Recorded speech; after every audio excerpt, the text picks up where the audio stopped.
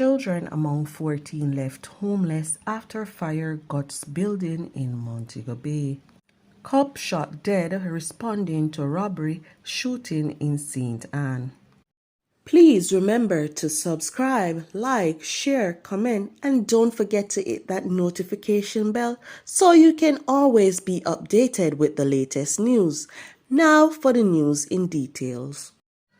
4 children are among 14 people left homeless after a fire razed a building on Barnett Lane in Montego Bay, St. James on Monday night.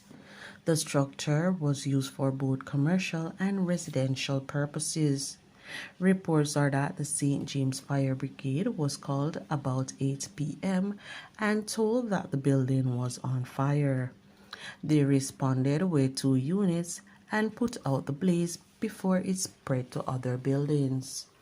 The cause of the fire has not yet been ascertained.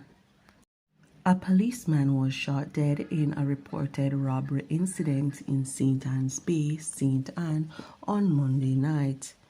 Constable Ricardo Fairclough on the St. Ann OST was reportedly responding to a shooting incident during a robbery when he lost his life in the process.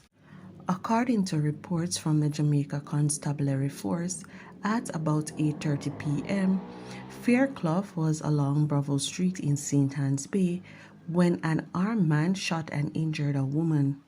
Fairclough was alerted by the gunfire and went to assist the injured woman. The gunman reportedly turned his weapon on Fairclough and hit him in the upper body before escaping. The injured policeman and the civilian were assisted to hospital, where Fairclough succumbed to his injuries while undergoing treatment.